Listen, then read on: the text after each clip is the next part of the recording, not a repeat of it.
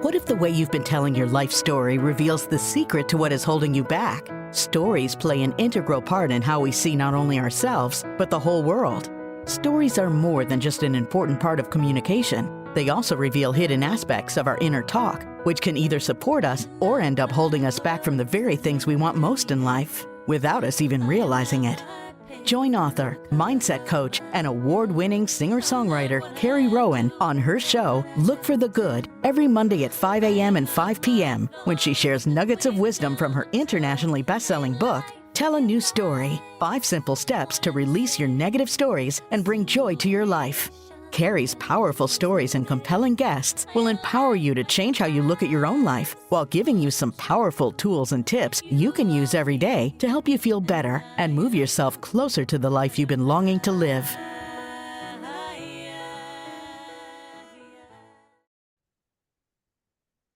Hello, everybody, and welcome to Look for the Good. I'm your host, Carrie Rowan, mindset strategist and coach, and I love sharing nuggets of wisdom about the stories that we tell each other, and more importantly, those stories that we tell ourselves. And you can join me and my special guest as we share our personal stories of strength and triumph every week here on Dream Vision 7 Radio Network.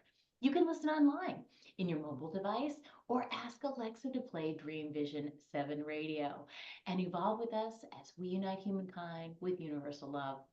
And hello, everybody. So excited to be here with all of you amazing listeners.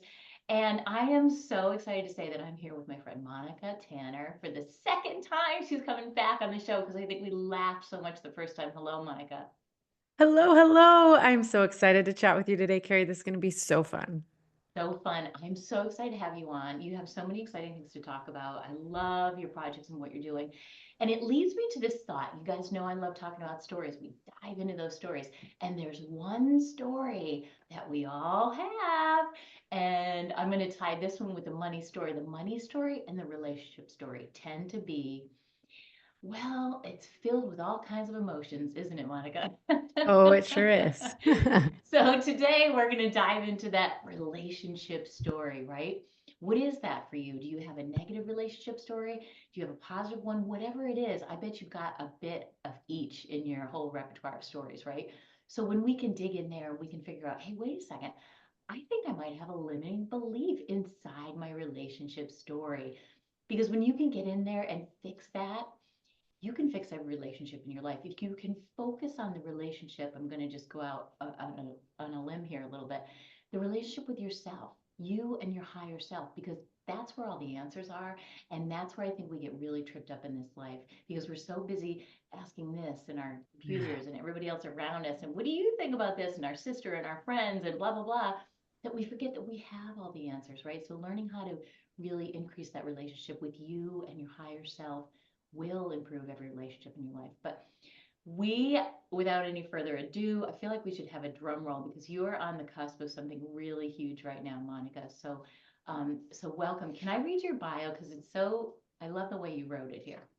Sure. Because sometimes it's weird, somebody else reading our bio, but it's really a great little boost for you. So Monica, Monica is obsessed with marriage and intimacy.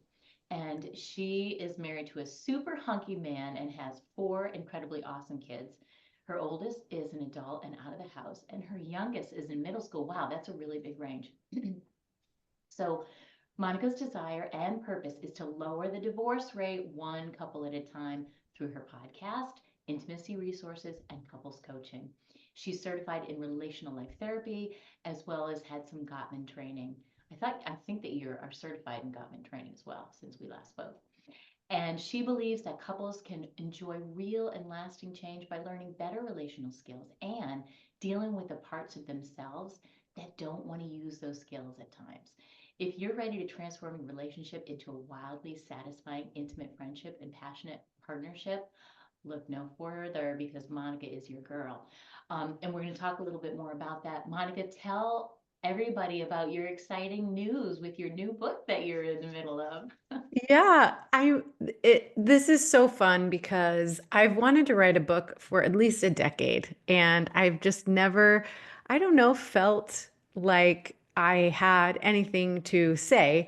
And my son recently got engaged and he has this beautiful fiance. And all of a sudden, I have so much to say. But I just have all the motherly advice of like side swiping all the difficult, you know, marriage, navigating marriage. It's hard to do, Yeah. especially when you're young and especially when you're so in love. And so when he announced that he was getting married, I was like, okay, there's so much I want to warn you about, caution you about, tell you about, discuss with you. And so it kind of all of my motherly advice or slash advice to not follow, which is the name of my book, Bad Marriage Advice, because I knew the moment he, announced that he was getting married, he was going to get an influx of bad marriage advice. And so I wanted to circumvent all of that and save him from following the bad marriage advice like I did when I was young and first married. So, anyways, that became the motivation and the deadline and for the book. But I didn't really announce it very well because I was afraid I wouldn't finish it. Like I knew I had this passion, I knew I wanted to do it, but I was like, oh no, what if it's like every other book that I thought I was going to write and I just don't finish it. But I did. It's all finished, and now it's going through the process of design and editing and all of the cool, just things to spiff it up. But it's finished, so it's very, very exciting. Oh my gosh, that is the hardest part. I agree with you. That's totally the hardest part. And that's that fear, right? That sinks in, that little imposter syndrome. And writing a book is one of those big things that is going to spark all that in us, right? I don't care how many letters you have after your name, everybody Right. feels that no matter what. So that is so cool that you just write out there. And but you did, you finished it. And how did that make you feel? Wow. It's amazing because, I mean, for those out there listening who have written books, like the first draft is not very good, right? And so So true. I finished it and I was like, well, I mean, it's all right. It'll be fine for my son and his wife, it gets the point across, right? And then I had my mom read it, and then I sent it to a few friends, and then my dad read it, and I was like, okay. I was making these edits and I was adding things and I was kind of like worried about little things like the word count. Like I was trying to make all the word counts of all the chapters match. And as I was like kind of beefing up the chapters that were lacking, I realized I like was when I read it the second time after all of these updates, I was like, this is actually pretty good. And then um, I got really excited and I was like, this book could help people. And so now I'm like all gung ho. I'm like, you know what? This is actually a really good book, very valuable to especially newlyweds. But I hope that anyone who's been married for any length of time will get a few chuckles and feel some hope. Like, oh man, we have been operating on this really false premise for 20, 30, 40 years. And I've noticed with my clients that I work with, I don't typically work with young married couples. I work with couples who've been married for decades and they Mm. still struggle with these like little cliche pieces of marriage advice that just get tossed out there. And they really do cause a lot of damage and misery when you stick to them. That's amazing because, and that's why I love that title so much. I'm like, that title rocks because it's so true. And and it's kind of like, it reminds me of all those other little stories that got put into our head before we were seven, right? And they just stick. They're so sticky. They're like that stickiest sticky note.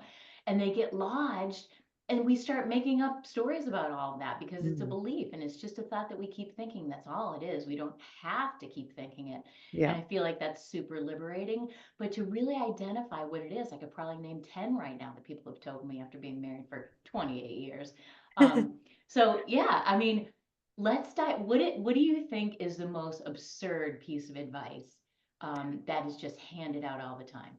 Yeah. So one I hear, this one isn't the funnest one, but it's probably the most damaging, I think, is this idea that divorce is not an option. We take it off the table. We don't say the D word in our house. I actually think that's horrendous advice and a terrible way to operate in a marriage. And causes way, way more damage than is needful.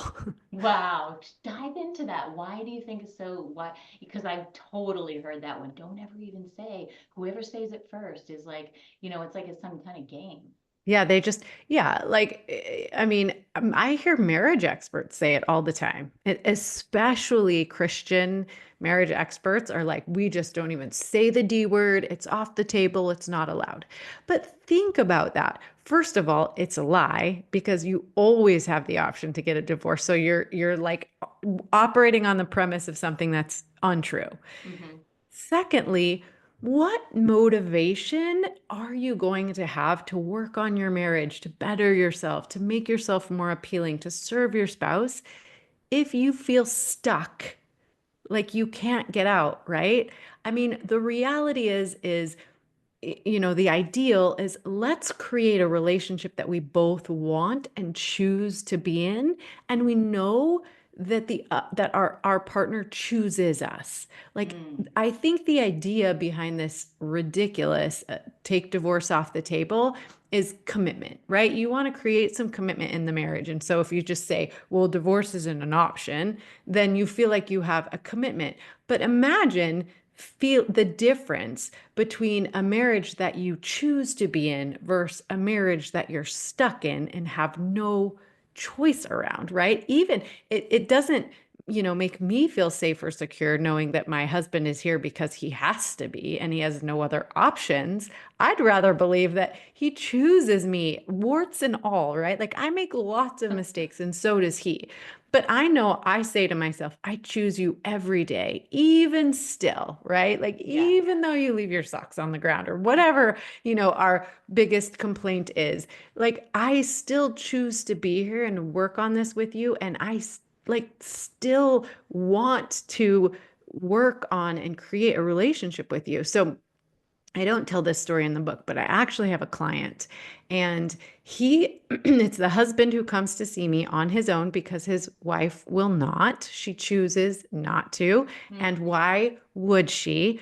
Because he operates under the assumption that he has to have his wife, or he has to be married to his wife in order to get to heaven. Like, that's literally what he told me. But he's really? so unhappy. He's unhappy and he's resentful, and there's so much more he wants out of this relationship. But his wife, who has never apologized or taken responsibility for anything in the 20 years that they've been married, also has no motivation to work on it or to come to therapy because why would she? He's stuck with her. He needs her. Wow. I never thought about it like that. That's so powerful, right? So if you think that there's no, it's like kids, they need a consequence. Otherwise, they're going to do all that bad stuff. There needs to be a consequence and even a natural consequence. And there are lots of natural consequences in marriage, and divorce being one of them.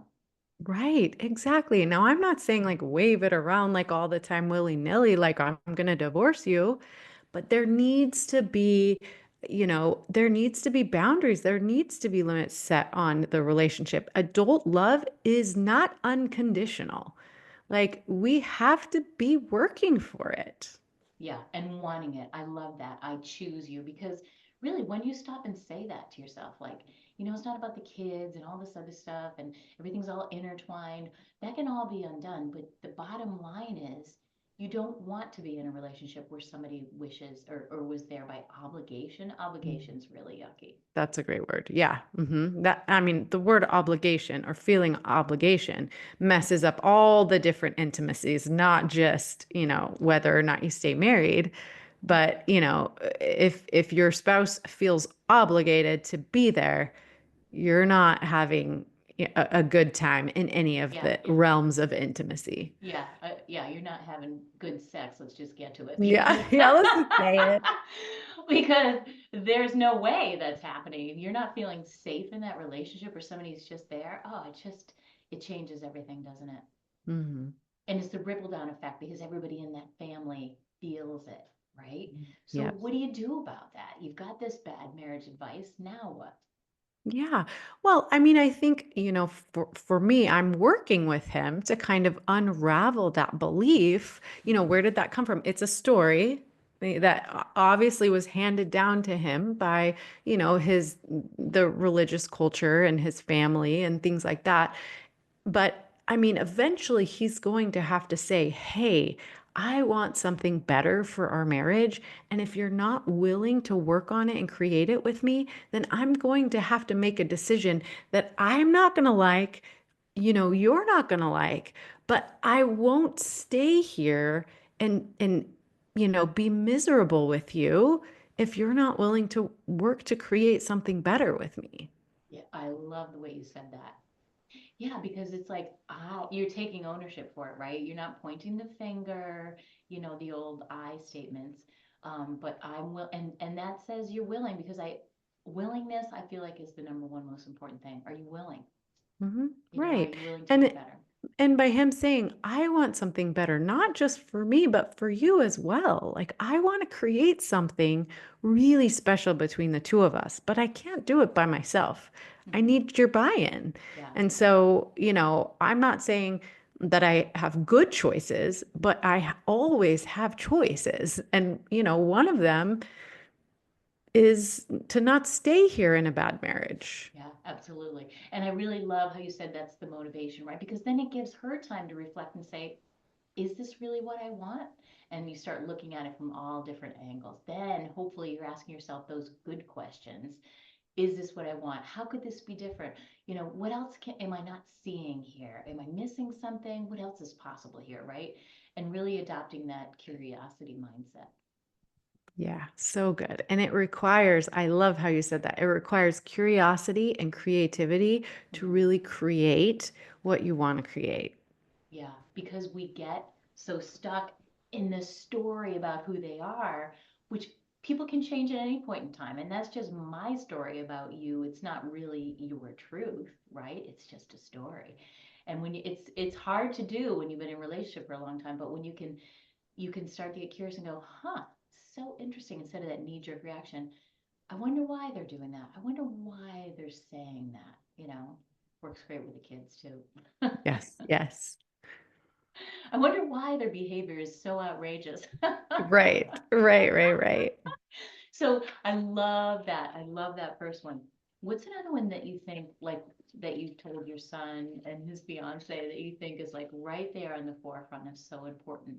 Yeah. So another one I love to dive deep in because people are like, huh, is the idea that you have to learn to compromise. Like, if you're going to be happy in your marriage, you have to be able to compromise. And I literally hate that word. Like, I hate the Ooh, word compromise because, just, when you hear the word compromise, you're like, oh, I'm not going to get what I want. Like, isn't that your first thought when you think I'm going to have to learn how to compromise? I'm going to have to give up things that are important to me to keep hmm, the peace. totally. It feels yucky again. It's just one of those words that you're like, all right, now what do I have to get up? What do I do now? Yeah. It Totally. also engenders a lot of scorekeeping. Like, I got to go to the rest, you got to pick the restaurant last time, so if we're going to compromise, it's my turn or whatever, and you're constantly keeping score of like who's given the most. Sometimes it's like a badge of honor, like I've compromised so much in this relationship, right? That is not going to create like feel goods. Like, eventually you're going to sit down and go, man, I have compromised way too much in this relationship. Totally, and that's usually I don't want to, Yeah, generify right. it, but it's a lot of Usually times the the woman. woman. But as Tony Robbins calls it, horse trading. That's just horse trading. And people do it with, how much I've done in the family, or about sex also tends to be, you do this for me, I'll do this for you, right? Like it just gets, and horse trading is not a real relationship. That's not something that you want to work very hard for, is it? No, no. Then you just have two people who are like, man, I didn't get what I want for a lot of years, right? Right? Yeah, So totally. in the book, I teach a better method. Instead of compromising, let's collaborate. And so we kind of were leading into that a little bit. Collaboration requires a lot of communication, but it requires curiosity and creativity. And here's how it works. So I tell the story in the book about my husband and I went on our seventh anniversary trip. and we went to San Francisco. And I grew up in a family that loved seafood. And so anytime we would go anywhere on the coast where seafood was a specialty, I'm like, yes, give me all the butter and crab legs that, I can handle. Like that's a requirement. And I'm thinking San Francisco, we've got to find a really beautiful restaurant on the wharf overlooking the water. I want to watch the sunset while I'm dipping my crab legs in butter. Like, absolutely. That is my idea of the perfect anniversary, right? Now, my Sounds so husband, good. yeah, right? My husband wants nothing to do with any of that. He does not like seafood, Oh and no. he didn't want to spend $1 million on like one dinner. And so here's what happened. I found a restaurant that would like literally take into account all of my fantasies. I found a restaurant on the wharf overlooking the water that had amazing crab legs. My husband walked right across the street. Now, if you've been to San Francisco, they've got all the really nice restaurants along the wharf, and literally you walk across the street and there's everything else, right? Mhm. He walked across the street to In-N-Out Burger, grabbed a sack with a hamburger, greasy French fries, and a shake. And he walked right into the really nice restaurant, plopped it on the table. The waitress was like, "Oh, sir, you can't bring that in here." And he's like, "It's my anniversary. I want to eat with my wife. She wants crab legs." And the waitress was like, "1 second."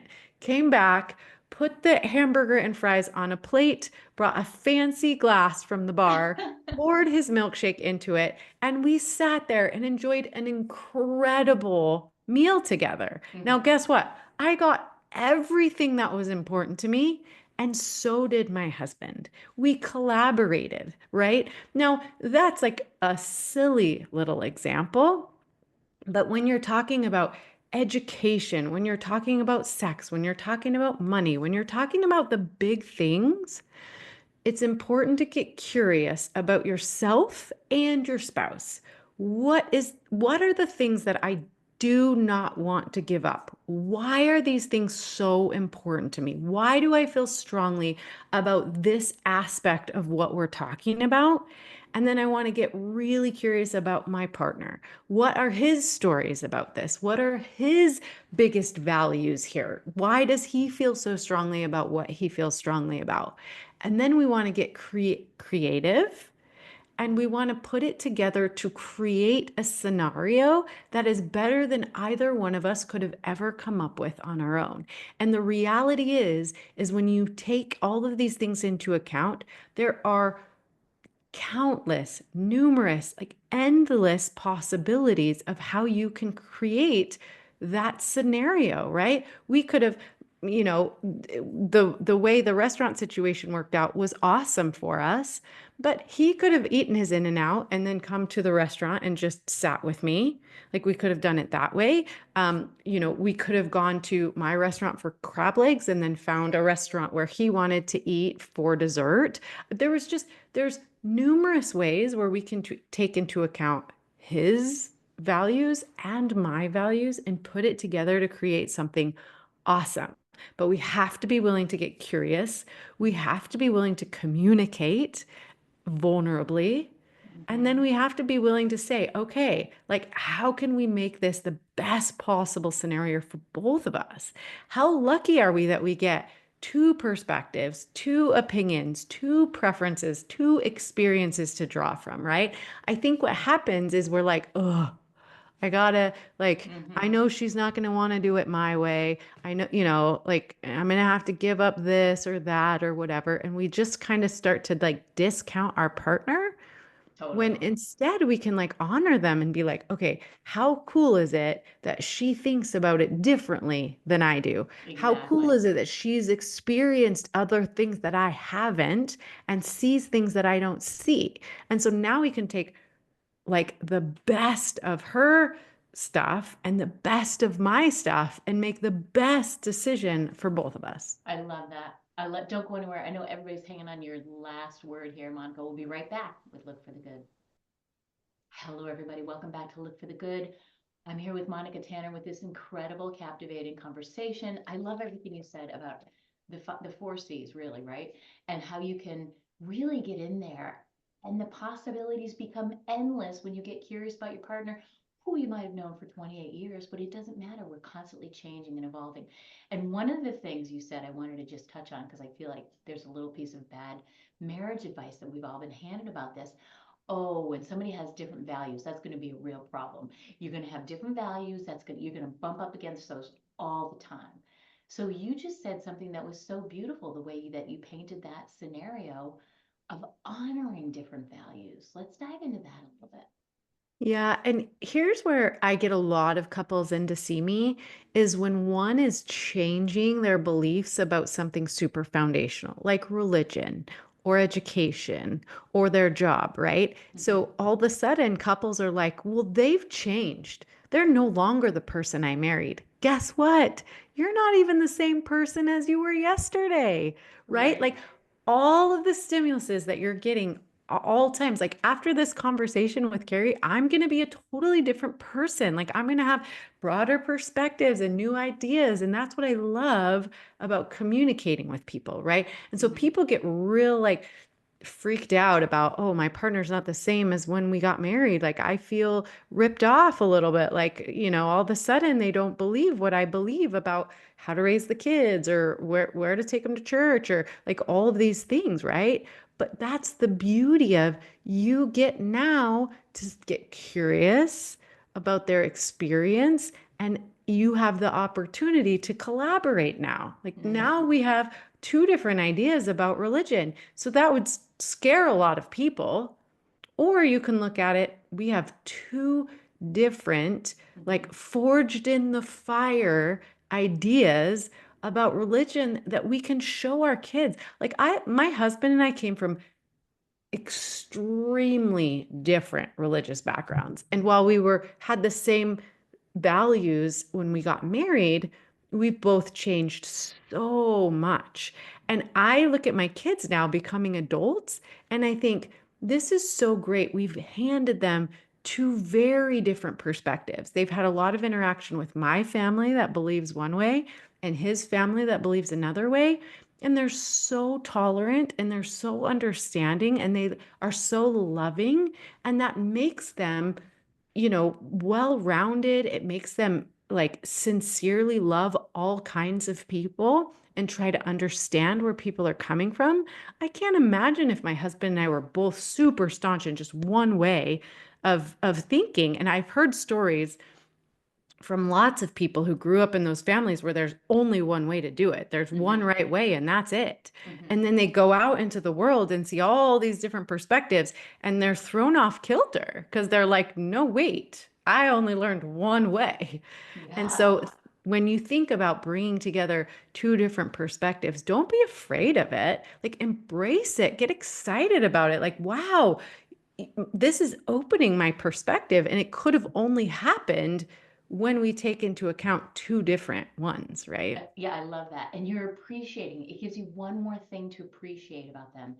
Because I like the fact that they're changing because it keeps things exciting and new. And I think it Of was course. Dr. Shafali that said, you're going to have at least 3 marriages, and Hmm. hopefully it'll all be with the same person, right? Yeah. So, because you're constantly I think evolving. Esther Perel talks about that a lot as well. Yeah. So Yes, super yes, important. yes. So important. And hopefully you keep the same person, but maybe you don't. But because we're so changing. And then you go through the different phases, right? Of the young, just getting married people. And then the phase changes when you have children. And then that changes when they get old, and then you've got the parents. You have all these phases within your marriage. And it's a lot of opportunity to change and embrace the fact that you get to look at them differently and that you can appreciate them for different things. And I feel like just, gratitude in all things is going to just improve your life and rewire your brain. Yeah. It's beautiful. And just think of all the experiences you would miss if you discounted one or the other, which is brings me to other marriage advice in there, the bad marriage advice, which is like happy wife, happy life. Like what? What Like, does that why mean, would we anyways? create a marriage around only one person being happy? Like, first Right? of all, that creates a lot of resentment in the other partner. Right. And second of all, again, then you're putting up on a pedestal only one opinion. Hmm. And that creates lazy communication. So the through line throughout the entire book is all of these bad pieces of bad marriage advice, they hinge on lazy communication. So if I Mm. believe this way, then I don't really have to communicate as much because this is just the way we do it. That's unbelievable. Or I'm not going to communicate because she needs to be happy. Apparently, that's the way you do it. And so I'm just going to keep my feelings inside. I'm going to shove them down Exactly. and they're going to come out sideways and yucky. And you're not going to Yes. know why all of a sudden I'm so passive aggressive, right? It's like that whole thing. That's exactly what happens. I know.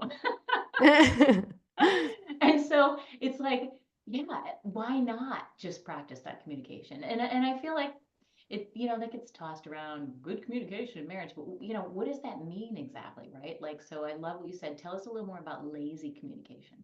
Yeah, well, I mean, if you're gonna just go with happy wife, happy life, well, that creates a lot of lazy communication on the part of the husband because you're like, well, I don't really have to think about how I feel about that. I definitely don't need to communicate it because we're just gonna go with her way or the highway, right? Like she needs Right. to be happy, so I'm just gonna stuff it down. And like you said, eventually it will create a lot of resentment. It's going to come out in passive aggressive ways, and I'm going to disconnect from the relationship. It creates disconnection, not connection, right?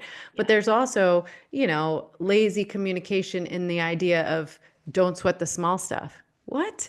Of course, sweat the Mm. small stuff. We want to work things out when there's seeds, not weeds, right? So don't Ooh. sweep it under the rug. You want to talk about the things as they come up. Um, if they loved me, they would just know. That creates a lot of lazy communication. Like I shouldn't have to actually make requests or talk about the things that I, want or care about. Like they should just know. Oh, that's horrible, That horrible is advice, horrible. right? But do Terrible you hear advice. it all the time? Yeah, I I had a hear it friend say that to all the me. time. For sure. Yeah, that's like, okay, what you're supposed to get your mind reading degree before you get married? Like, what- that nobody's got a crystal ball that works. Like, that's a really tough one. That's unexpected expectations. Like, that is like, yeah, that's never going to be met, that one. Yeah. Yeah. Yeah. So, I mean, I would think like they don't teach these communication skills well. Like we don't learn them in school. A lot of us don't learn it in our family.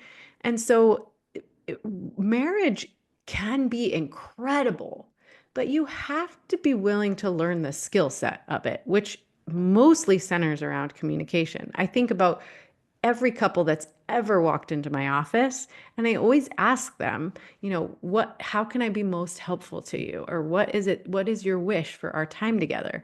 And almost every single one of them, in fact I would say 99.9% of all the people that have come into my office have said something to the effect of, we just don't communicate very well. And so Mm. I wrote this book so that you could find those stories that create that lazy communication. Yeah, I love that. And like you said earlier, you mentioned something about those get passed down to us because we see what we see growing up. We think that's the way it is. Like you said, that's our perspective. We have no, and then all that stuff comes out when we get in an intimate relationship because now all of a sudden you didn't know what questions to ask when you were madly in love and passionate and all the hormones were flowing and you didn't realize how important their background and history was, right? I always say that to my girls now, look for this, and this, because we're so much more now, Right. but it's like, how do you know that? So this person brings that because that's what they saw, good, bad, or otherwise. Even if we know it wasn't right, we tend to make that our knee-jerk reaction, don't we? Oh, for sure. And yeah, you just like totally spilled out like a big part of me working with couples is you can learn a lot of skills. But one of the reasons why it's so important to go to some form of coaching, and I will always recommend relational life coaching, is because what we do as relational life practitioners is we deal with the parts of you that don't actually want to use the skills. It's that knee-jerk reaction. So all of us come into relationships with our adaptations that we created in whatever scenario we grew up in. And it's really important. We survived whatever it was, how even if we think that our childhood was fantastic, we created an adaptation around that. And then we bring that into our marriage. And a lot of times it makes a mess of it because it is just our knee-jerk reaction. And Right. we can't figure out why is our communication not working? Why do I feel miserable? Why, do we have these knockdown blowouts? about the same thing over and over and over again. And it's because you keep doing the same thing over and over and over again. Your adaptation takes control. It's your knee-jerk reaction. And how do we take a breath and make a better choice? That's what I do with couples. And it's so rewarding. And here's the other thing that's really cool. It's really fast. Once you Mm. show a couple or a person what their knee-jerk reaction is, it's like all of a sudden, like, oh, I didn't realize that's what I did every single time we go into a disagreement. So you show them their knee-jerk reaction, and all of a sudden they start to recognize it. And they're like, oh, wait, you mean I have different choices about how to respond in a conflict? Mm. That's cool. It's also very powerful and it's very fast. Once you see it, it's hard to unsee it. And Yes. then you just start practicing, like for the rest of your life, how to make a different choice, how to change that dynamic into something destructive to something constructive. I love that. You're becoming conscious of what's unconscious, right? Yes, You're you're yes. you're starting it, same thing with stories. Like once I start teaching people how to catch those stories, oh, look at that story right there. Did you hear that story? You say you can't go back to not knowing what you already once you caught yourself in the story, then the beauty of ooh, catching yourself. Ooh, did it right there. Ooh, time out. Sorry about that. Right? Like Yeah. you start to catch No, let me yourself. start over. I love that because you can never go back. That's my disclaimer when I'm doing my big keynote speeches. Once I teach you this, guys, you can't ever go back to not being aware of those stories and how you tell them. And you're going to start into your knee jerk reaction. When you get into that argument, you're going to feel it. But you're going to have, like you said, you're going to arm them with these tools to reach for something new. I love that. Yeah. And then all of a sudden you can access those skills. When you're Mm. out of that first consciousness response or knee-jerk reaction, all of a sudden you're like, oh, wait, I know what skill would work here. And it's like, it's almost like this menu of options just lights up. It's like not just Mm. the one thing on the menu. There's all these different things that you have to choose from now. I love it. It's not just crab legs, it's In and Out burgers too. Right. Why not mesh the two? You can be onto something there. All right, guys, we're going to break real quick. I'll be right back with Monica Tanner. Hello, everybody. Welcome back to Live for the Good. We are having this incredible conversation with Monica. I just was saying we need a whole nother hour. There's so much juiciness to talk about. So I love that how, we're becoming conscious of where we're unconscious and catching ourselves. And I love what you said about lighting up all these options. I love that. So let's talk about another piece that you really see people get, another piece of bad advice that you really see people get hung up on. Yeah. So this is a good one. I feel like it fits well with the storytelling that we've been talking about, and it's kind of I feel like it goes with the network that we're on. But it's this idea that if you married the right person, they'll never hurt you. Oh, And so mm, so my mentor is the creator of RLT, his name is Terry Real, and he talks about this idea of the mysticism of marriage. And I love it so much because it explains so much. But we are attracted to a partner that is uniquely designed to stick it to us where it hurts, right? totally. They're like perfectly designed to help us heal, not to heal us, which is what a lot of us want, like, Mhm. can you just heal all my broken parts? But they are uniquely designed to stick it to us where it hurts, to have so that we have the opportunity to look at these painful parts of our history, these wounds and raw spots that we all come with as humans, right? Yeah. And to heal them. And it's so magical. And here's the thing, like, yeah, there's probably hundreds of potential partners out there who wouldn't stick it to us, right? That wouldn't hit us where it hurts. But we weren't attracted to those people. They didn't draw us in. It's like we are attracted to the people who are enough like our unfinished business that we're drawn to them. But typically, and if we're lucky, they have better resources than the family we grew up in. And so then together, it's going to hurt. Like love is painful sometimes, but we have to go through that, the pain of that. And this is a quote from Dr. Schnarch that I just absolutely love. But we have to be willing to tolerate the discomfort or the pain for growth. And that's how we become whole and healed and just like alive, is when we realize, yeah, we're going to have conflicts, we're going to get hurt, our partner's going to like stick it to us in those really wounded parts in order for it to come up so that we can look at it and heal it. I love that. Well, I love everything Terry Real. He's amazing. But that's so true because you think, like you said before, oh, they would never do anything intentionally to hurt me. Well, yeah, you attract, I heard somebody else say it in terms of you attract somebody right at your wounding, just like you said, so that you can heal it together, right? And you're attracting each other with your wounds, which I didn't like the way that sounded at first, but now I get it on such a different level. Yeah, you're right. Exactly. Like the people who weren't gonna re-wound you, they weren't attractive to you. Like they just Exactly. walked right on by and you just let them. Isn't that funny? Because you often hear, I've heard other coaches say, oh, if you feel that, that passion and that incredible attraction, you should run the other way. And I'm like, no, What? isn't that what we want? I know. Like, wait, what? That's bad marriage advice. You Don't follow gotta, that. you gotta sneak that in the book somehow. I'm like, wait, that's what we all want, is that passionate feeling. And you get that from exactly what you just described. I love that. So how do you present that to somebody? Let's say you're hearing it, you're like, oh my God, my husband totally does that. Like, what do you do with that when we're armed with this information now? What do we do with it?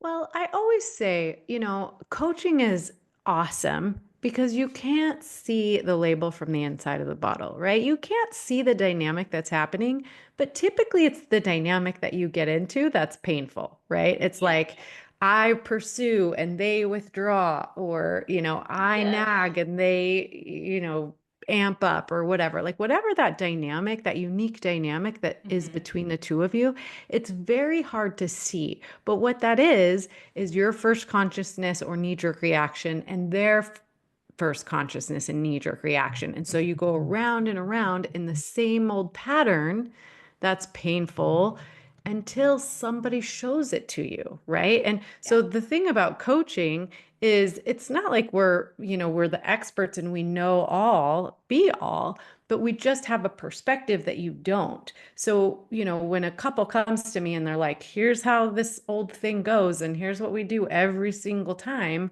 I can see it from a perspective of, okay, let me show you what your knee jerk reaction and how that meets their knee jerk reaction. And now that you can see it, that menu board of options lights up for you because it's like, oh, okay, yeah. And our knee-jerk reactions do come from our adaptations from childhood. So that's how that all ties together. Totally. I love that. And I was going to just mention, I was going to say, I love attachment theory, and I think a lot of people Yeah. are really into that. And I feel like that all weaves in with what you're saying because it can Yeah. even give you those pieces of where your knee-jerk reaction lies. Um, is that part of what you do? Like, I'm sure it's part of everything. Yeah, there's a whole lot of attachment theory in RLT. I mean, we don't call it that, but I mean, that's absolutely woven into the fabric of it. Yeah, I love that. Yes. So I love all this. One of the things that you mentioned when we were chatting, I love all the bad advice. And one that I was told, I think my mother used to say it all the time, don't go to bed angry. Like, okay, wake up over there. Yeah, you can't I'm write a angry. you can't write a book about bad marriage advice and not include that one. That is like the tenant that everyone hears, and it's Right. biblical, don't let the It sun is. set on your anger. And I've actually had people like describe it in such great ways. But yeah, let's think about this logically for a second. Do we Okay. want to have a difficult conversation when we're exhausted and like not thinking straight?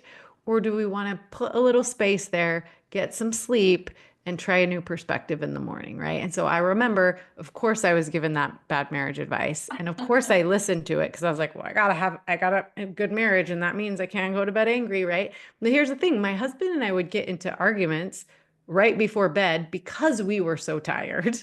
And Mm-hmm. my husband would roll over and go to bed. And here I was like, no, you can't do that, right? I'm like Me jarring him awake. And I'm like writing in my journal and I'm like too. crying like loudly so he can hear me and he'll wake up and see how sad I am, right? And none of that worked very well. And Oh. so finally we started communicating about it, which is like Mm-hmm. the anecdote to everything. Yeah. And I was like, I realize that it really hits on my abandonment issues when you turn over and go to sleep when we're like mid argument. Like, I'm mad. Like, I have all these things that I need to get out, and they may not be logical or rational because it's very late at night. But I feel super abandoned when you turn over and go to bed. Like, I feel like my mind spirals, and I'm like, in the morning, he's going to wake up, get dressed, and never come back. Yep. Right. Right. And so I shared all of this with him and we came up with a good collaboration, which is if we get all amped up late at night, Mm-hmm. he can just say something like, I love you so much, but I'm too tired to discuss this right now.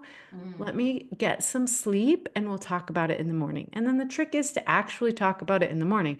Sometimes there's nothing to talk about. Sometimes it's just like, I have no idea what happened last night. I was so grumpy. I just needed some sleep.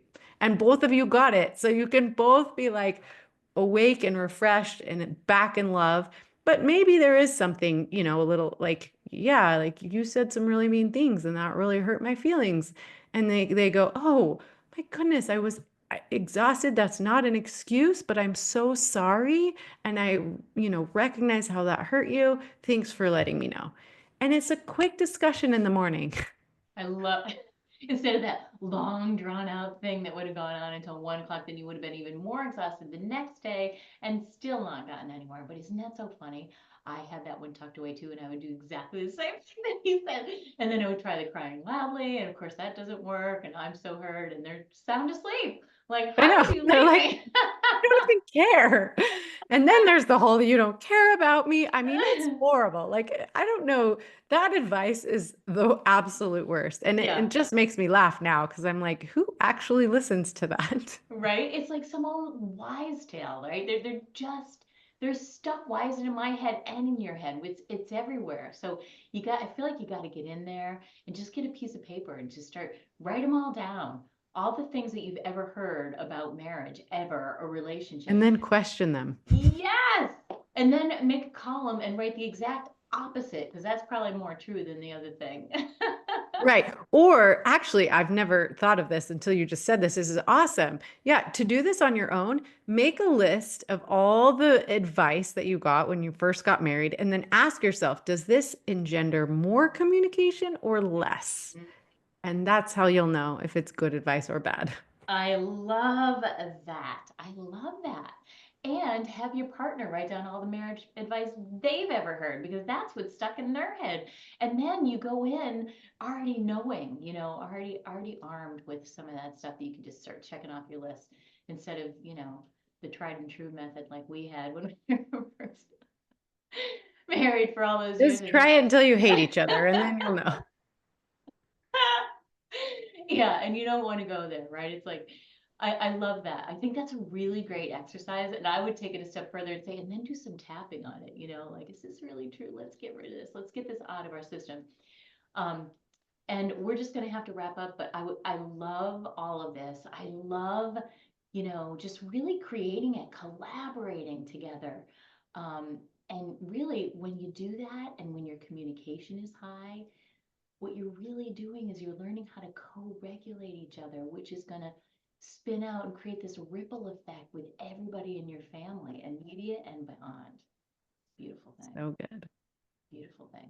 So, Monica, where can well, you're in the midst of, tell us when this book launches, because everybody's going to be like biting at the, chomping at the bit to get it. I hope so. It's kind of a cross between a cautionary tale and a beginner's guide. I hope that, if you've been married for any length of time, you'll get some chuckles. You'll be like, oh my gosh, yes, remember when we totally did that? But yes, you can find the book at badmarriageadvice.com. And it officially launches in August, but until then, you can jump on the waiting list. There's some really cool goodies that you can download there that will be really fun, that will help you get excited for the book. And then you can find out more about me and how to work with me and my podcast and all the things at monicatanner.com. I love it. And it's in August when it is my 29th anniversary that month. That's amazing. How Did- exciting. 29 years is a phenomenal achievement. That is crazy. I don't even know how that happened. I'm like, 29, what? It doesn't feel like that, right? Like it goes by like the blink of an eye, unless you're in a bad moment and then it feels like forever. We want to avoid that.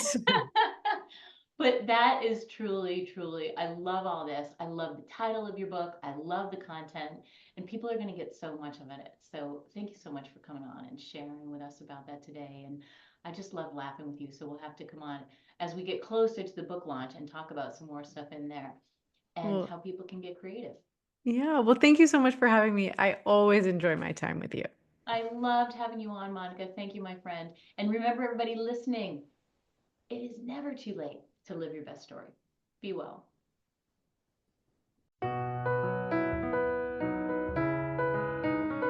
Thanks for tuning in to Look for the Good with your host, Carrie Rowan, best-selling author and mindset coach. Join us every Monday at 5 a.m. and 5 p.m. right here at Dream Vision 7 Radio Network. If you weren't able to catch an episode, no worries. Just visit our website to find all the archived episodes of Look for the Good on demand, so you don't miss a thing. And remember, it's never too late to live your best story. For additional resources or to find out about how you can work with Carrie directly, visit carrierowan.com for more details.